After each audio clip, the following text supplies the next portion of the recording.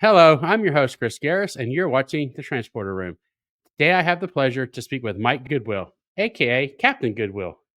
He is one of the hosts of the Trekkin Up North podcast, the Clone Star podcast, and the Search for Trek. A busy man. Thank you for making the time to come on the show with today, Mike. So, how's your day been so far?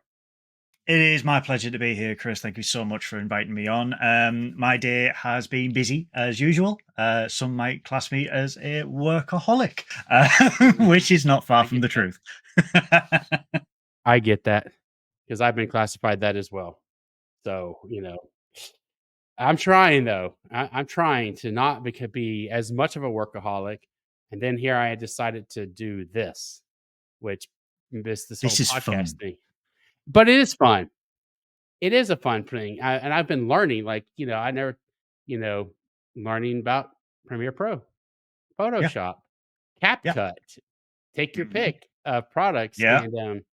and I got lucky on this last weekend. I was this world of just YouTube, Patreon, all that. I was introduced a couple of days ago to a graphic artist, by gentleman who does animations and all that stuff, and he just made me that new opening for that I just did. I was like, "Oh Very my god!" snazzy. Oh yeah, I was like, Yeah. and he was like, "Oh, let me take a crack at it." Like 30 minutes later, he had like the first rendering. I was like, that would have taken me a year to figure out. But anyway, so thankfully for that. Um, but I will say it is finally nice. It's nice to finally meet you virtually, face to face, Yes. instead of Face to face. just in the Trekking Up North live chat or in the search for Discord. I mean, the search for Trek Discord. Yeah. Um, so it is nice to do that. And as I was preparing for today, and I might be getting my mics crossed, but I don't. It's either Mike. I'm gonna call you Mike number one since the original Mike number one, Mike Overton, is not here today. Um, Yeah. but I could swear I heard or read somewhere that you started off in the podcast world with Sean Ferret, but I am not sure if that's true. So can you just tell us what sparked your interest to get into the Star Trek podcasting world? So I am a member of a YouTube channel and Facebook community called Nerdy Up North. We are a regional based conglomerate of psychopaths in the northeast of England. We um, we are we are very proud to be northern because a lot of people outside of the UK don't realize there is a north south divide, and you don't really hear a lot of northern people outside of the UK, a lot of northern nerds. So Nerdy Up North was started in 2021. I was famously willed into existence upon the creation of Nerdy Up North. I am a non corporeal being which inhabited a ginger person for your entertainment. It's so we review all things nerdy, every aspect of nerdism, conventions, films, movies, horror, everything, and it sort of grew legs from one main podcast to various ones like Monsters, Gigs Up North, and of course Trekking Up North.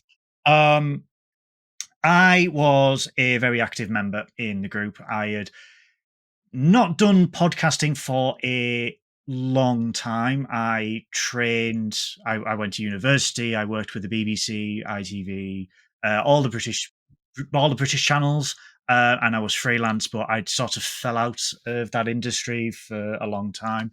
So I hadn't done podcasting in a long time. So I was asked by the leader of Nerdy Up North, Paul, if I would be a guest on an upcoming episode of their main podcast, which was covering Star Trek. Um, I have massive anxiety. So, of course, I said yes, because I am a northern psychopath. Yeah. So I was very nervous. I dusted off my old TNG Command Red uniform. I literally moved my entire desk to a location in my room called the Wall of Bankruptcy, as many people know, which is more or less now three-quarters of this room covered in starships. And I did my first podcast talking about Star Trek, expressing my love of Star Trek, how I got into it, and it just spiraled out of control from there. I was on many other podcasts discussing all different things, and then in 2020, 2023, was it 2023? 2023, the final series of Picard was coming up, and we all knew it was going to be big. Doug Drexler, wonderful human being, kept teasing all the time. This is one thing you don't want to miss. Blah, blah, blah. So I decided that I wanted to review the final season of Star Trek Picard, and I was given my own show. And unfortunately, it's been downhill from there. We have done nearly 80 episodes so far, mostly live, and we have covered the final season of Picard, Strange New Worlds, Lower Decks, and then we also review random episodes from Trekdom using the double wheel of episodes. And every Okay. week we spin the wheel, and whatever it lands on, we must review the week after, as well as reviewing each month one of the Star Trek movies, which sort of fell off a little bit with Christmas, but we will be back with Insurrection soon. And that's it. So I started with Trekking Up North. I had such a blast with it. I started to get to know loads of wonderful people from the Star Trek community. Um, Trekkies get a very bad press. However, every single one I have met has been a wonderful, kind human being. And I have sort of gained an extra family from doing this. I have met some wonderful people. And now I not only do Trekking Up North, I do Search for Trek, I guest host on Clone Star, and possibly do many other things that I have blacked out during my exhaustion. Oh, I also do Twitch as well because apparently I hate sleep. But Huh. yeah, so I have an immense passion for doing all this, sharing my love of Star Trek and getting back into this crazy thing we call entertainment. Mhm.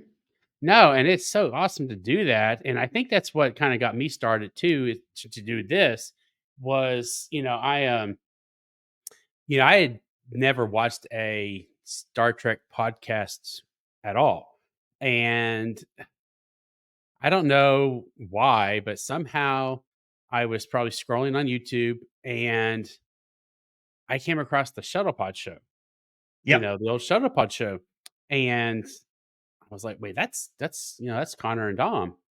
And I clicked on it and I watched it and I was like, "This is actually pretty good."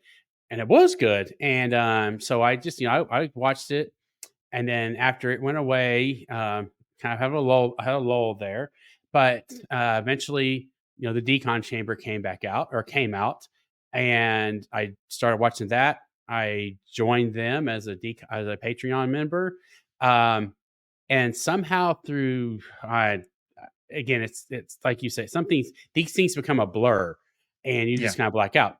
But somehow did Decon.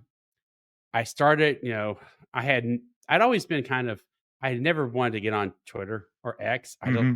I don't know. I had been on it Same. years ago, and Yeah. like my account got hacked or something. I was like, the hell with this. I just deleted my account and went away, which is also the reason why I couldn't have some of the same handles anymore. But somehow I guess I got back on there and I started seeing people at um STLV I guess now I can technically say last year in 2024. And I was like, man, that looks kind of fun. And somehow I just kind of kept on going. I found the Seventh Rule, the Delta Flyers, um, and I became a member of both of those. Um, I've since backed off of the Delta Flyers. Nothing against them. I needed to make a cut, because I was starting to my Not Patreon enough bill was time. start well, that and my Patreon bill was starting to get a little bit, higher than which it's still high because I upgraded membership on the, 7th rule, but it was really the 7th rule that has gotten me more into this because we do recordings at least almost 1 to 2 times a week when we do episode reviews. and so it really prompted me to get into this, and then I started, then I start checking in again on the search for Trek to see where that was going, and I got connected up with that, and now I'm helping out with we're running the franchise, which when I calculated it, I told Mark, I found out how many episodes there were, and we're doing 2 a week, roughly, about 9 years, 10 years to finish everything. You've got 940 plus to go. I Yeah, wouldn't worry about it. At least you've got a lot of content. correct. But I just laughed when we were all sitting there starting to watch these on a weekly basis. I'm just like, "Well," I said, "Well, we got about 10 years, we'll be done," Yeah, so we'll see. yeah. It The take a while. the shuttle pod was a show that really gave me the confidence and the ability to express my love of Star Trek and helped me a lot with developing trekking. I got into contact with Mark very early on. 'Cause I was there on the ground floor straight away with Shuttlepod and built a friendship with Mark. And yeah, I cannot thank Mark enough for his support and his ongoing support in everything that we do. Quite possibly the best boss I ever had. So I'm very happy Nice. for his support. Yeah. Well, that's good. Yeah, yeah, I've talked with him and, stuff like that, and it's been good. So you were doing that with him where I've been got what got me was going to 7th Rule, and, the first free for all I remember doing, I was like, "Oh, this is kinda," like, I watched my first one, I was like, "Oh, yeah, that was rough," and then, They always are at the start. so, Damn but anyway, that's jerks. what got me started, so that's what got me into the podcasting aspect of this stuff, and something as like I said, now you're number 5, I think, and as you are always learning as you do this, and you keep on going and keep on going, and something I thought about today, um, is when it comes to asking questions, and something I thought about was, so far in your podcasting career between Trekking and, Search for Trek and all of them, and especially Clone Stars, that's the one where I was looking at this morning, and I was like, "So what is so far has been the best interview you have gotten to participate in?" And it may be a hard question, which you cannot answer, but I just so happened to pick up when I was on their YouTube channel. I was like, "Ooh, that'd be a cool one to have been on." I have in terms of trekking up north, we tend to not interview per se. We've had Sean Ferrick from Trek Culture and Who Culture, who is again a wonderfully unhinged human being. If you ever have the chance to meet him in person, I implore you to kiss him on the cheek. He loves that. Um, and and of course we've had Mark Cartier from the Shuttlepod and Search for Trek. Um, in terms of interviews, we in when it comes to With Clone trekking, Star.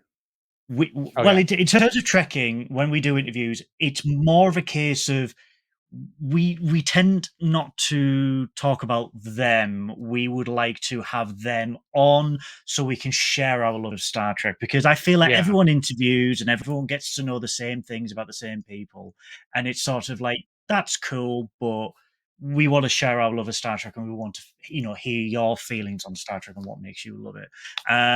Clone Star possibly my most fun interview is possibly the most shortest one so far. Little sneak peek.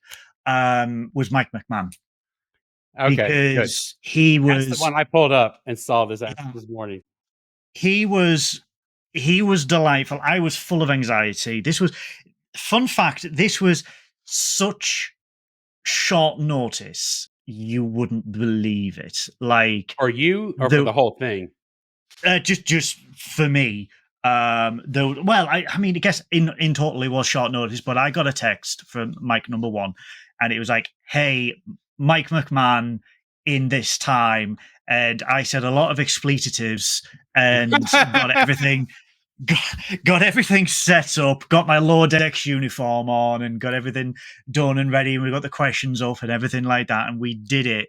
And all thanks to Paramount for organizing all this and show who can move mountains in pulling these contacts and getting these interviews. He is if we are the A team, he is Hannibal. He just sits there with a cigar, smiling as we cover all these and do all these interviews. But it was definitely Mike McMahon because it was it was seeing his passion for Star Trek, and this is what I love when you get to meet these people. The people who create these shows like Strange New Worlds, Lower Decks, Picard. These are passionate Trekkies that know exactly what people want, how they want it delivered. And Mike McMahon is one of the most hardcore Trekkies you will ever meet. And he is a joy to talk to. And you can have a laugh with him. He's just really funny. He's off the cuff, and you could have all the anxiety in the world, and I did, and he just destroys that within minutes, and you just feel like you're chatting to one of the boys, and you're just having a laugh and a joke. So for me, the highlight was definitely Mike McMahon in terms of interviews, but we have interviewed on Clone Star. We've interviewed a load of fantastic people, and there is going to be a lot more coming up. And Mike has really interviewed some heavy hitters during his time, and it is astonishing to see. And we are just incredibly lucky to be in this position. So yeah, Well, and I saw that. definitely Mike McMahon. Yeah, definitely Mike McMahon. But Sean comes in a very close second because he was the first celebrity that I'd ever reached out and said, "Hey, do you want to come on this really pokey little podcast that no?" So that actually kind of answers a question in a way because I was shocked, I asked Sean. I already asked Sean. I messaged him and he said, "Sure, to do this at some point." After and it would be sometime after sometime now. It was last month when I asked him. He said, "Yeah, sometime after the first of the year." And I was like, expletives to myself. Are you? I'm thinking like, no freaking way. He what? And he must. Well, there's no must about it. He bleeds in Star Trek and Doctor Who. I don't know about Doctor Who as much. Definitely Ellie. She loves her Doctor Who and her Janeway. But Sean is a Trek. Yeah, he bleeds Trek, and so He is one of us. He has this aura about him that some people think that he's this major celebrity in the Star Trek community, and he is. But yeah, relatively he is. is just one of us, and he is wonderful. He is kind, and I have I am glad to call him my friend, and he is just wonderful. He is wonderful to be around. He has one of these, so I'm quite happy about that. But he just he again very much like Mike, very much like most people. They just love Star Trek and would like to have a laugh.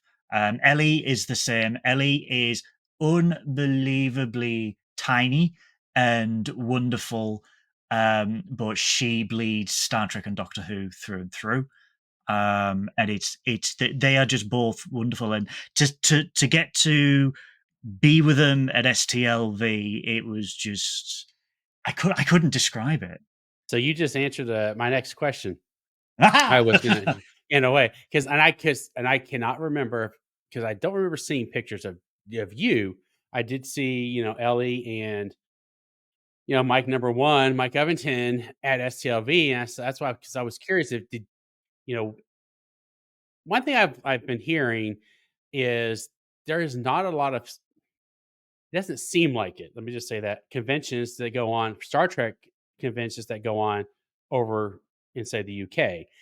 and there might be, but but I don't know if they're as big as say like STLV and whatnot. And so I don't know. That's why I was so. It sounds like you did come to STLV last year. I'm assuming. It was well. Funnily enough, last year was a big year for trekking up north. We were actually invited to do our show live at the UK's only Star Trek convention, destination, an unofficial Star Trek event in Blackpool in the United Kingdom.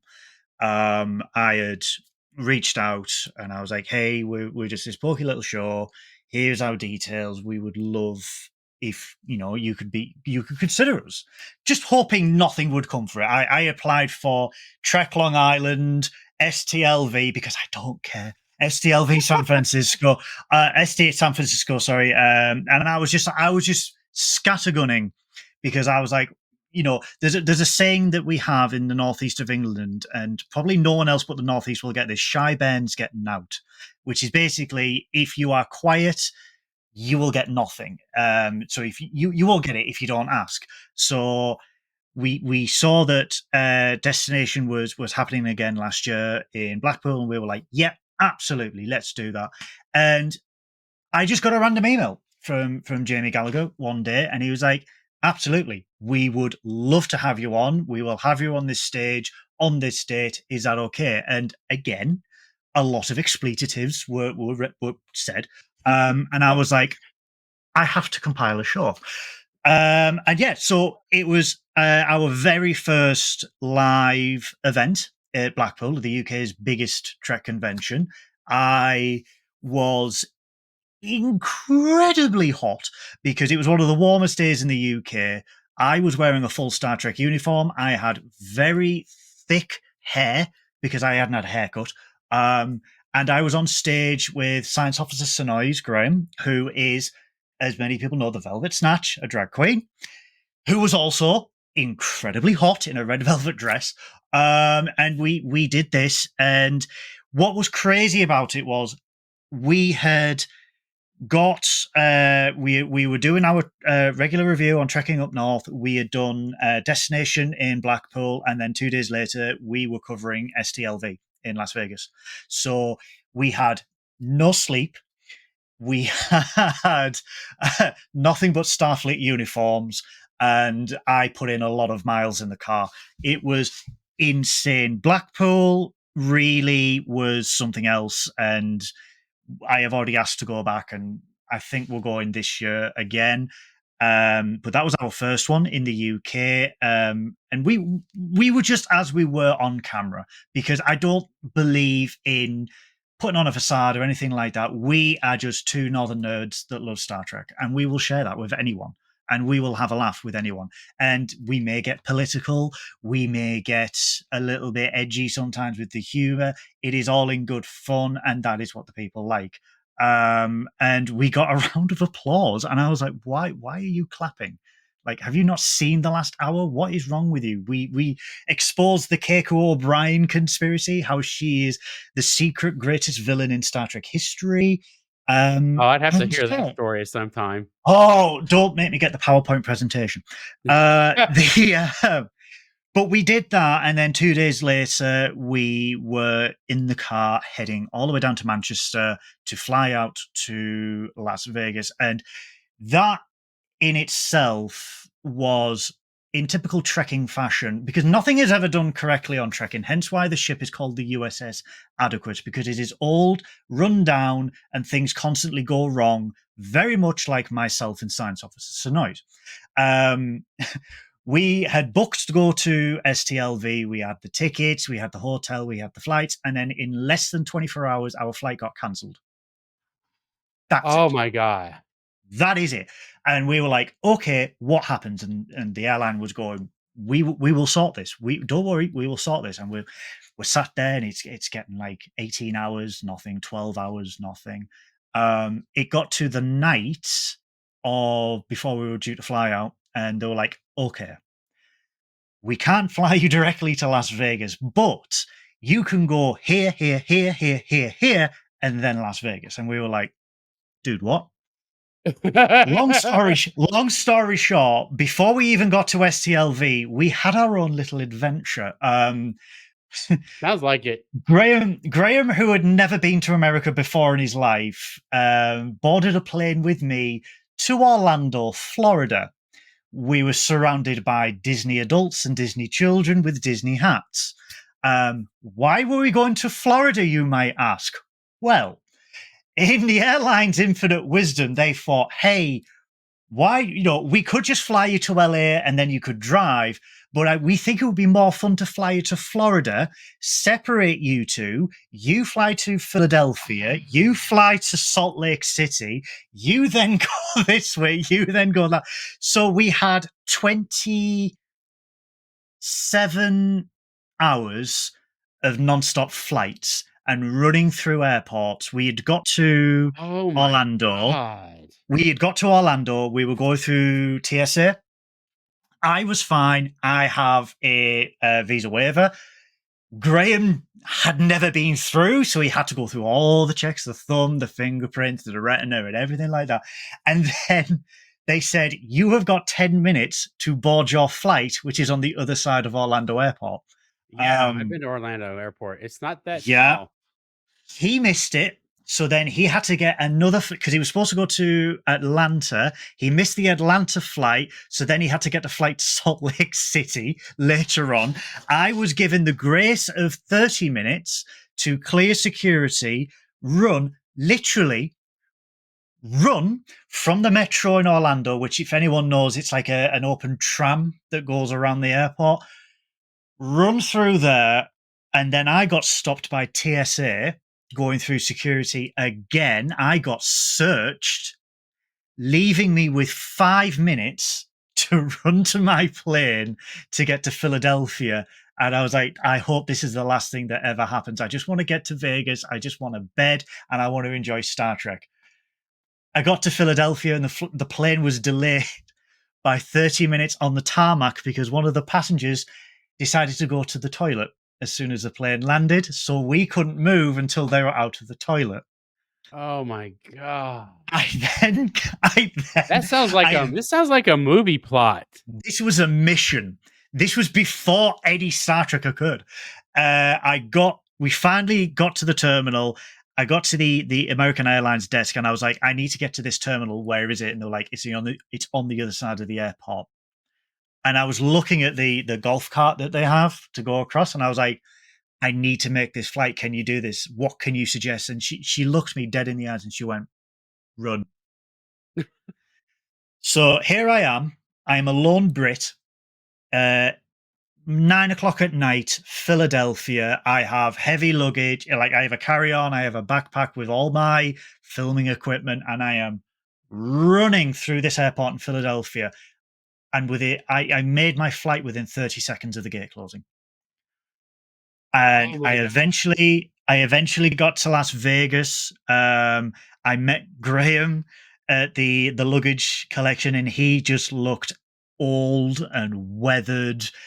He was well eroded by this point. But we had got to our hotels 27 hours later and 15 hours later than what we should have. Oh And my then god.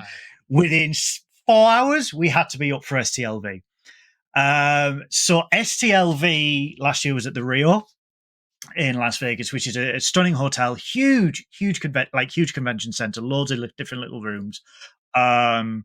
And Graham had decided that he was going to go as his alter ego, the Velvet Snatch, which is his drag alter ego. And if anyone goes to Vegas in August, they will tell you it's hot. It is 45 degrees. Graham decided to get changed in the hotel and then walk to the car. And I said, no, you will have to run. He got changed and then had to run to the car and then had to sit head down with the air conditioning vents blowing on his head because his makeup was running off. Oh my god. This was every day. So y'all did not And have a room at the Rio then. no, we both stayed at the Luxor and the Excalibur. He stayed in the Excalibur, I stayed at the Luxor. We couldn't get the Rio to save our lives because obviously STLV. So we got to the convention, but I tell you this, it all of that hell on the plane, all of the heat, it is worth it to be at STLV with fellow Trekkies to embrace our love of Star Trek. It is something else. And with all the stuff you just said is the reason why I feel like everybody that I talk to in our in my groups over here, unfortunately, I just don't think I'm going to get to make it in this year again, just because of work and schedules and all that type of stuff. But oh my god, they're like, "You need to go. You need to go." I'm like, "I." They're like, "You're not going to go." I'm like, "I can't. I have to work." It's like where I work at. That's our busy time. Like I can't be gone. Like, well, you need to go. I'm like, well, I can't. So I said, I will go in 2026. I will be able to make it in 2026. There'll be no, which would be fine because that'll be the 60th anniversary. So that's going to even Yeah, be, that's it's going going to to be be, huge. that's going to be huge. I mean, like, I feel like the instant that it I just need to pre-plan this, that the instant that I can get a room at the Rio in 2026, book it then. Book it from now. I'm saying even for me and all of us, because that way, when it's open, you've got a room there because it's gonna make this it's gonna be huge. It is an experience that I can't quite describe if you've never been before. This was my first major American Trek convention, Uh-huh. and oh boy, we did a lot of recording throughout the 4 days. We interviewed a lot of people. The most terrifying thing was that we were recognized at the convention. I thought I was in trouble. Someone had come up to me and they were like, "You're Captain Goodwill, right?" And I'm like, "Oh God, what have I done?" Because that is the default go-to for me. Like I have killed someone, haven't I? But they were like, "No, I saw you on Trekking Up North," and we interviewed so many people, so many fans, and not just fans. We interviewed John Eves, Sean, who was there, Ellie, who was there, John, who I had like worshipped as a Starship god for decades, who just made the time like all the way through the 4 days. Like me and Mike number one would just sit there and we would talk to Dave Blass and John about Starship designs and the models of factory entertainment we're doing. And John again, and it feels so big headed to say this, but it's like John is my friend now, and it's insane to get to know these people. But that is the power of Star Trek, and that is like the one thing that Star Trek has above any other fan base is you can connect with these people because at the end of the day, they are just people. They are human beings like the rest of us,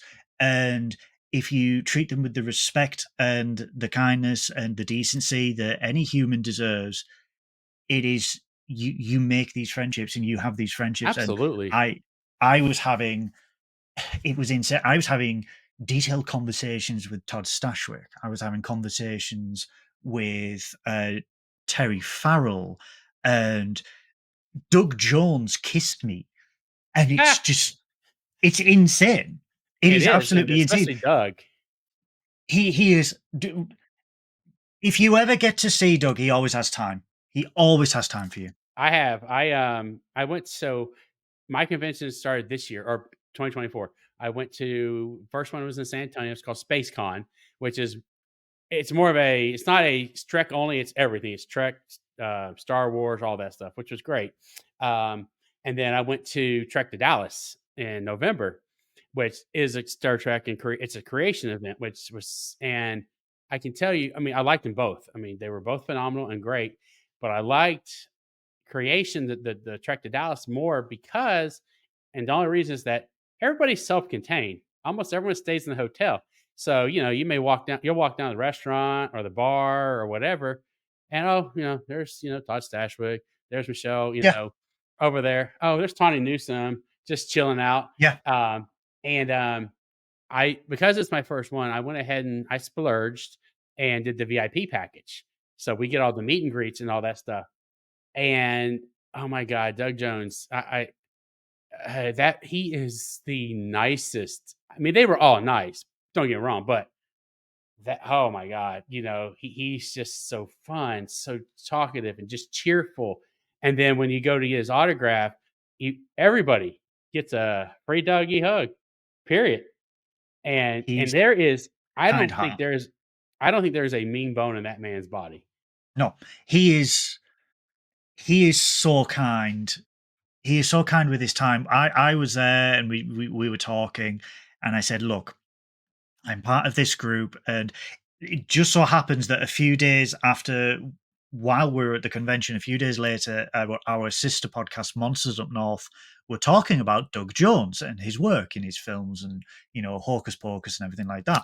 And I said, look, the host, Sammy, is a huge fan. She's doing this episode.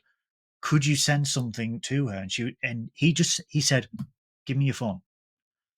I was like, okay. And he just recorded this lovely, wonderful message for Sammy saying, thank you so much for doing that. It is wonderful from your friend Doug.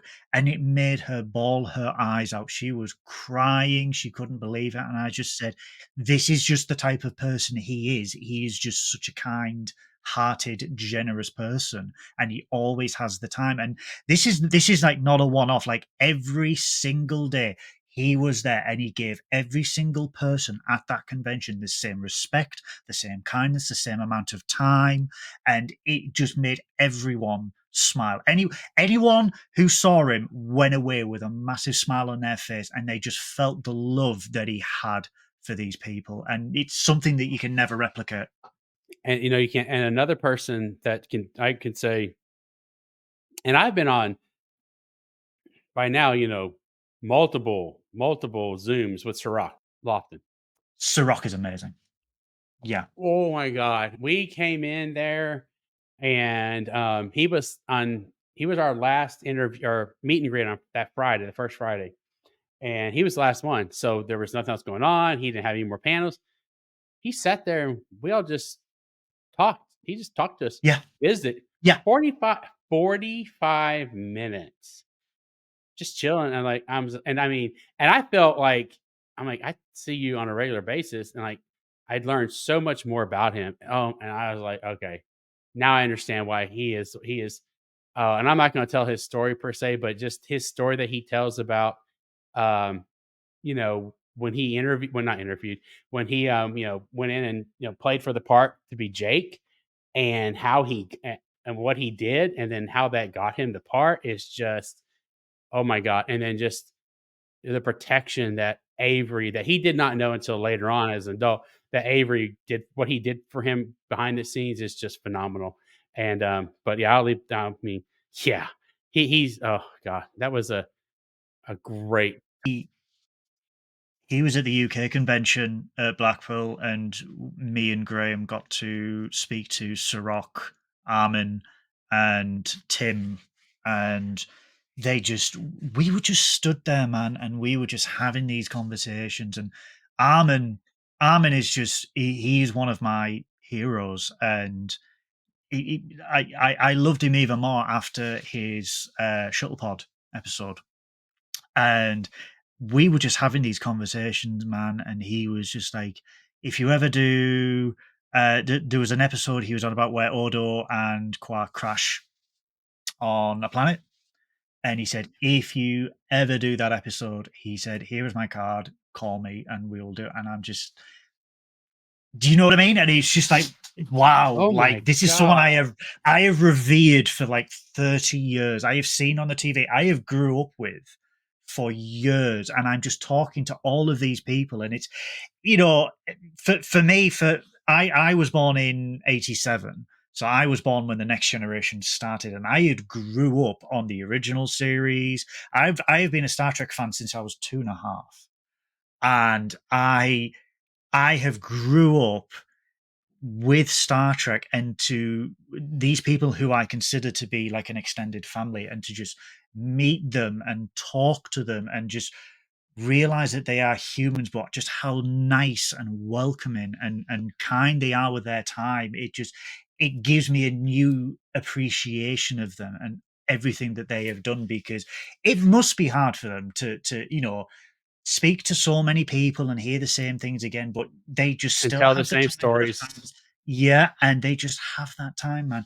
And it's we spoke to Terry Farrell, at STLV, and Terry actually recognized Graham because obviously Graham was in drag for 3 of the 4 days, which is a trooper. One of the days he came as Loxana. He came as Loxana Snatch, so he was Loxana Troy in the full wig, makeup, and everything like that.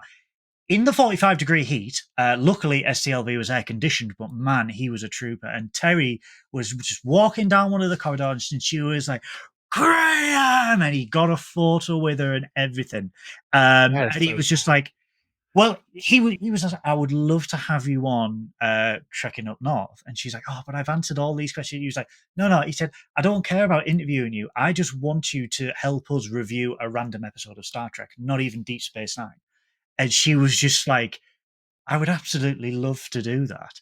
Like, just get this guest who is Jadzia Dax from DS9 and get her to watch a TNG episode or an Enterprise episode and just go, what do you think of that as an actor and stuff? And she was just like, yes, that's great. But she was a genuine human being. She was just a genuine person. And she just the love that these people had, and like, people can be intimidated when they meet stars and Oh, actors and yeah. everything like that.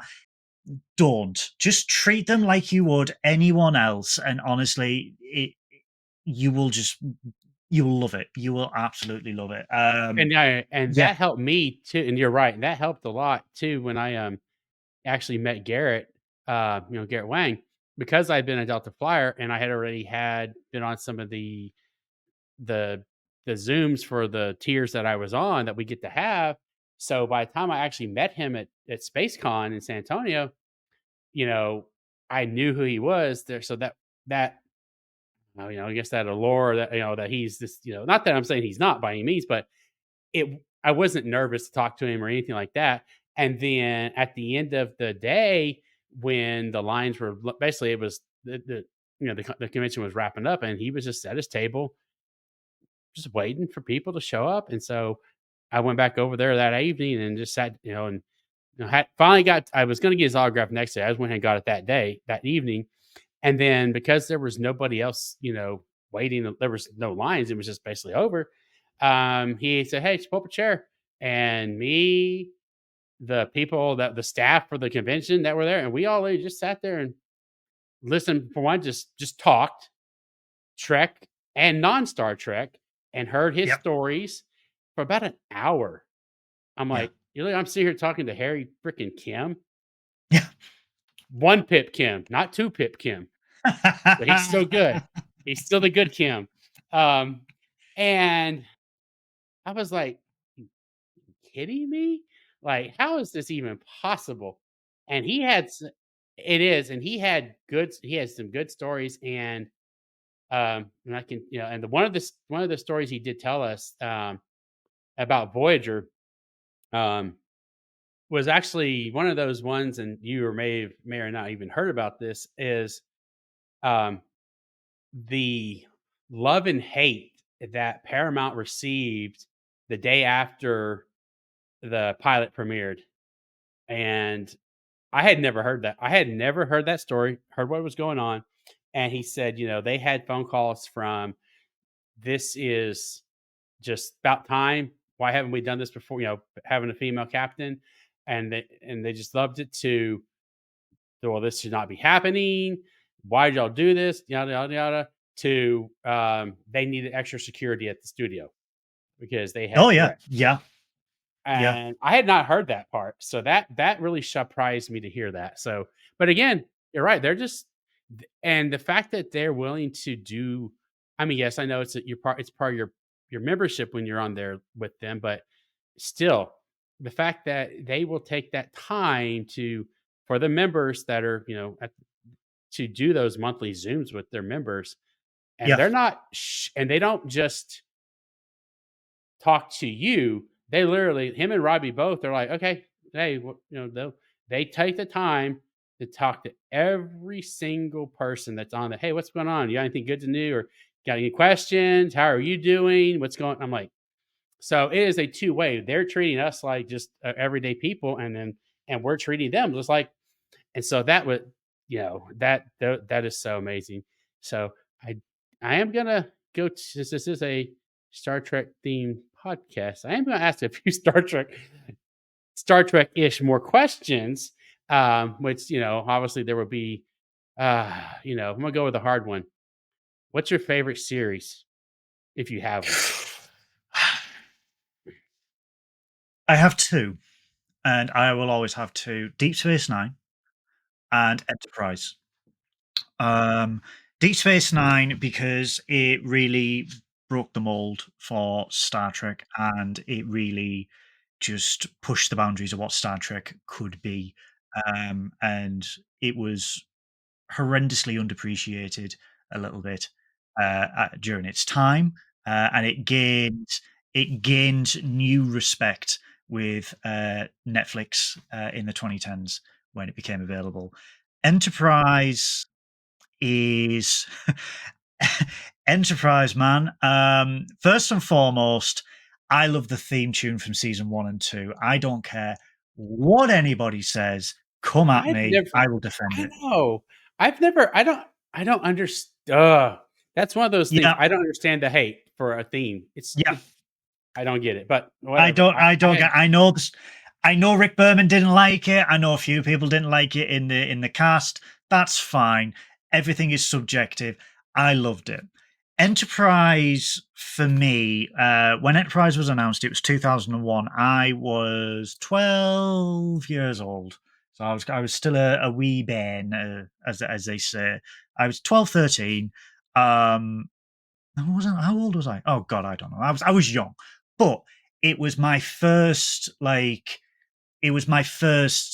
Star Trek that I was sort of in on the ground floor. See, Star Trek in the UK was very odd if you weren't rich enough to have satellite TV.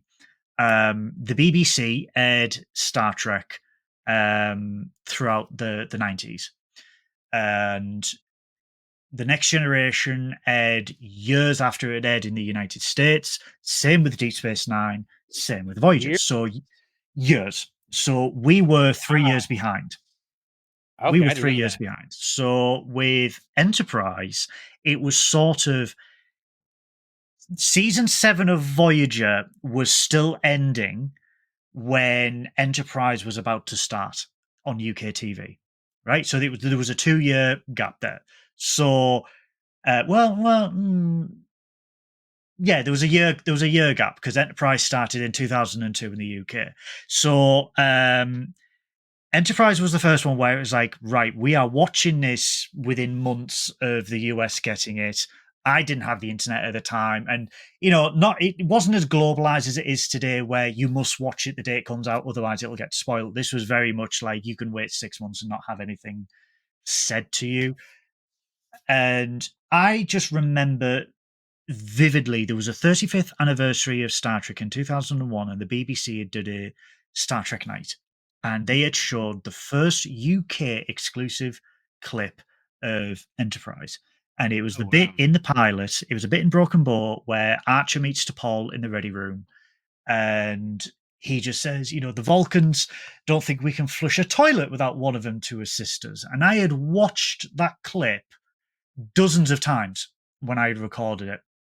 So when Sky One, which is the satellite channel in the UK, had the first episode of Enterprise, I was just so excited. I was unbelievably excited. We had got satellite TV for this. Like, this was a monumental event. And I sat there, and Enterprise was that core memory of being so excited and being on the ground floor of a new Star Trek series there and then, and me remembering it fully. But on a more personal note, it was also one of the series that helped me through a lot of dark times in my life. It was something that I look back and I remember fondly watching and helping me get over depression. And I was very ill at one point during season 2. I had meningitis, and I was on the sofa, and my grandmother was with me, and I got to tell you, man, we binged 12 episodes back to back of season 2 of Enterprise. And man, she was like, she was a Trekkie, but she was like, man, like, even this is a bit. But it was a core memory for me because I'd recently lost my grandmother, and talking about Enterprise brings back that memories of spending time with her, watching Enterprise, and it was her very last series that she had ever watched. We tried to watch Discovery, but it wasn't really her thing. But it was just it's that memory I have of it was the last Star Trek series of the golden era, as we'll Mhm. call it. Yeah. Yeah. And it was just it's so personal to me, and it just has memories of it helping me get over so many depressing times in my life, sad times in my life, and just being with my grandmother for those 12 episodes where she was That's just awesome. there and we were just watching it, and she never complained once. She never said anything. She was just there because I was ill and she just wanted to show support. And I she just she supported all of this. She supported me going onto these podcasts. She always wanted the very best for me because she was like, You don't like your job, you want to have fun." And I'm like, "Yeah, yeah." And she just encouraged me to do this and go forward. And I like to think that I am honoring her memory by continuing to do this and to share my passion. So Enterprise, DS9 obviously, but Enterprise for me is just very, very close to me and cancelled way too soon. We needed a Romulan war. Why didn't we get a Romulan war? Oh, But we needed that. I just we oh, that did. irritated me. We needed Yeah, they and as Scott says, Scott Bakula has said in, on his interview that he did with the on the Decon Chamber, is that they were the only series that was not in syndication, that yeah, was not syndicated. If they had not been in syndication, they would have gotten their 7. But because they were in the network model and UPN was trying to do what UPN could whatever they could do, and, he always jokes, I don't know if it was Scott, oh, they may he said it, they'd get bumped for, a baseball game, and I think it was either Connor or either Connor or Dominic said, "Here, I live in Texas," they'd get bumped for high school football, yeah. games. And It was so St. Louis. They bumped yeah, Enterprise yeah, for the so even in his baseball team. hometown. Yeah, Yes, even in his Cincinnati. hometown, his show was bumped. Yeah, and so that's what they yeah, I mean, I liked it. It is by far my preferred episode. I mean, I can just put it on and just work and do stuff in the background. And my main reason what I have loved about it the most was it lets us see well, I'm a little bit older. I was 25 when it came out, but I saw TNG when it aired. So that was my first episode, but so we now have replicators and transporters are just an everyday thing, all the doctors, Crusher doing her thing, whatever. She's even more advanced than, McCoy and all that stuff. But then we go back to the 22nd century and they're learning how to explore and how to take those steps out to deep space. And um they don't have all of the advanced weapons and technologies that even the Vulcans have, which they are withholding, and that's why they're like, "Are you sure are you ready?"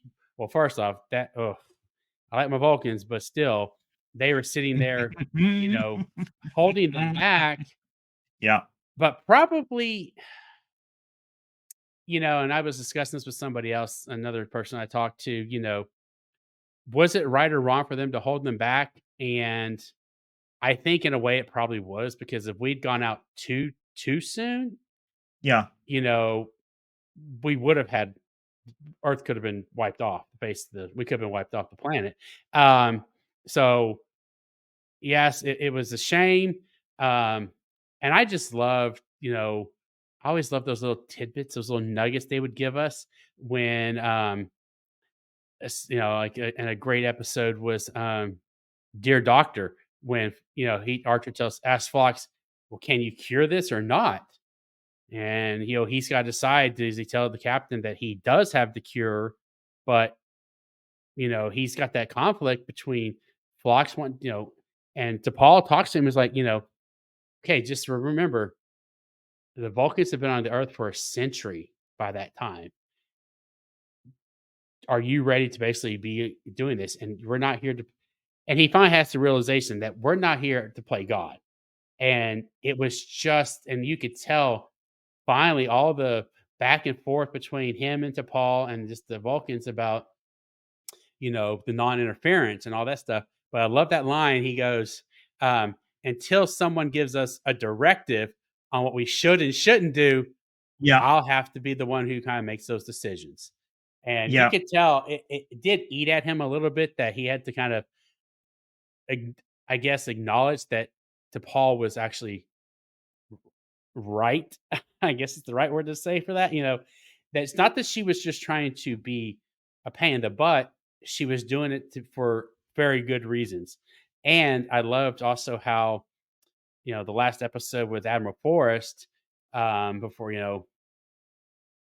I just and again, it was season 4, so they were having to wrap all this stuff up so fast, and when him and Zaval are walking through the embassy, and he basically goes, "Ambassador, are you afraid of humans?" And he just openly admits, basically, "Yes, yeah, yeah. because you've They done what represented you them.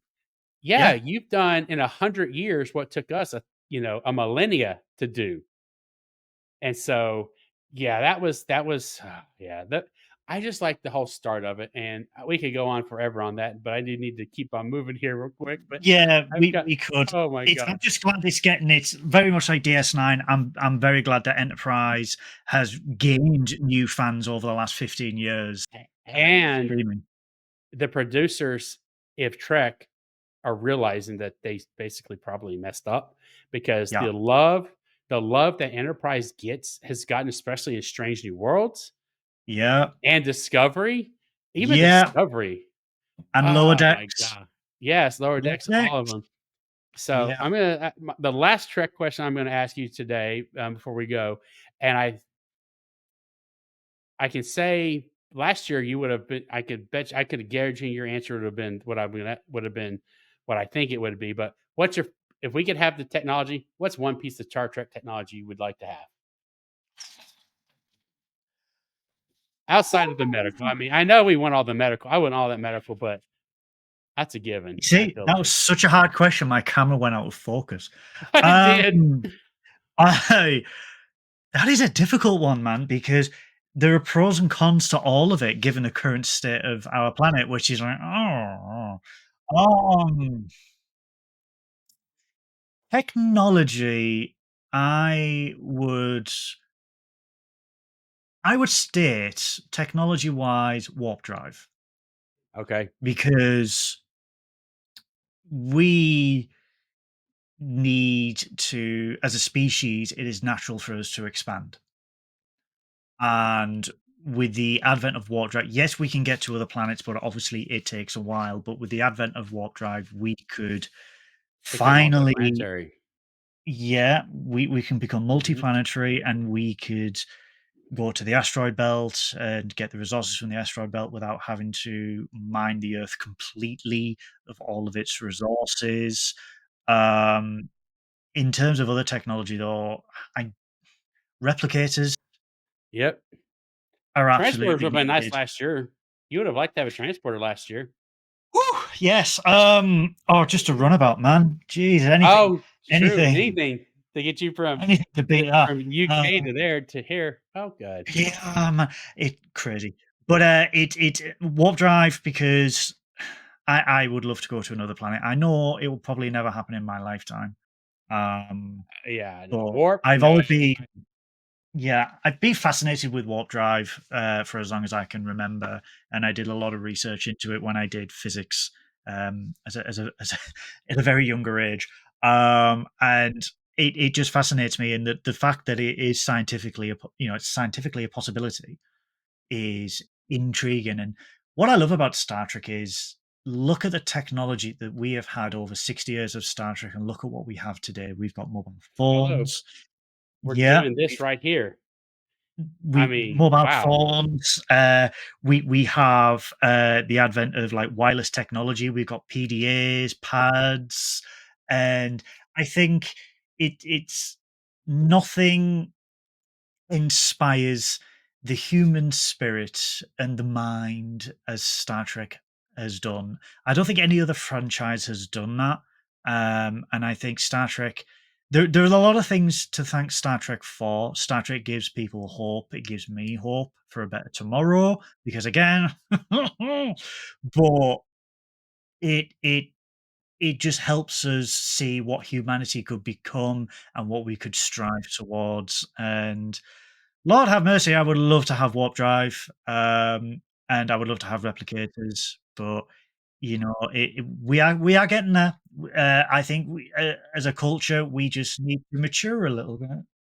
We will. We'll get there. Like you said, may not Yeah. be in our lifetime, but I do feel there are people out there that want to do this and they're trying their Yes, best. And thanks to Gene Roddenberry's, vision almost 60 years ago, we'll get there. But you're right. We still have a long, long way to go.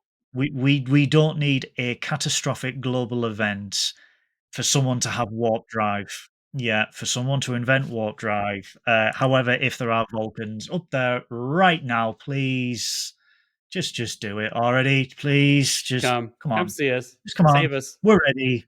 We are We're ready. we are more than nothing. As a millennial, nothing can surprise me anymore. So just do it, okay? Just hop on down. As Drew would say on The Price is Right, come on down. Well, Captain, thank you for doing this today, or I guess tonight for you, today for me still, this afternoon. And I appreciate you doing this, and I will talk to you later. Have a good one. Live long and All right. prosper. Bye. Bye.